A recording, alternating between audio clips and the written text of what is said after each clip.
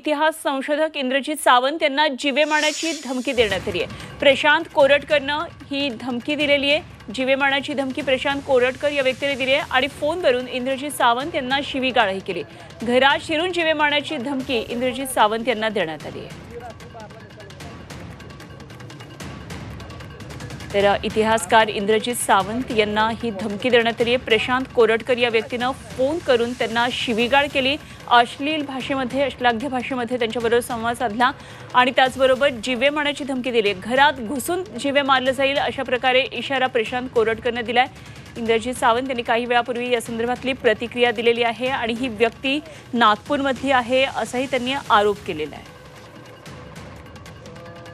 तर प्रशांत कोरटकर या व्यक्तीने काय नेमकी धमकी इंद्रजित सावंत यांना फोनवरून दिली, एकदा आपण ऐकूया ही ऑडिओ क्लिप। तुमचं नाव काय काय बोलताय तुम्ही? माझं प्रशांत कोरटकर, गुगल वर सर्च करा। तुला किती मारेल? अरे मूर्ख, इतिहास काय, कोणता इतिहास आहे? तुझ्या घरातील मारेल, जास्त करू नको। ब्राह्मणाबद्दल ज्या बोलशी द्या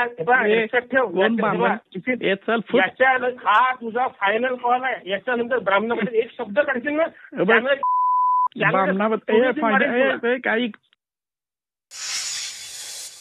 तर ह्या ऑडिओ क्लिपमध्ये अनेकदा अत्यंत शिव्या दिलेल्या आहेत इंद्रजित सावंत यांना। ही ऑडिओ क्लिपही झी 24 तास आपल्याला ऐकवू शकत नाहीये, एवढ्या मोठ्या प्रमाणामध्ये शिव्या दिलेल्या आहेत। इतिहास संशोधक इंद्रजित सावंत यांना अशा प्रकारे धमकी देण्यात आली आहे, जीवे मारण्याची धमकी देण्यात आली आहे आणि अत्यंत अश्लील भाषेमध्ये तसंच शिवीगाळ करत इंद्रजित सावंत यांच्याबरोबर प्रशांत कोरटकर हा व्यक्ती बोलला आणि फोनवरून इंद्रजित सावंत यांना शिवीगाळ केली।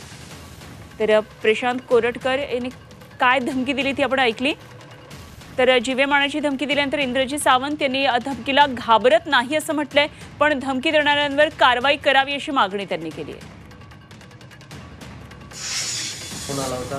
रात्री 12:02 व्हॉट्सअपवर मला एक कॉल आला, मी तो उचलला नाही।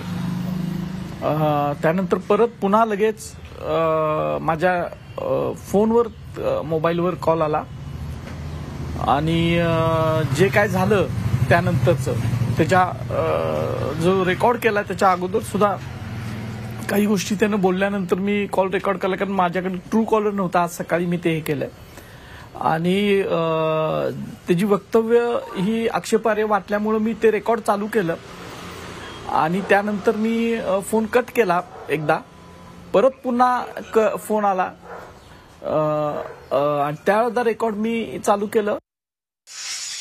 असल्या धमक्या बिमक्या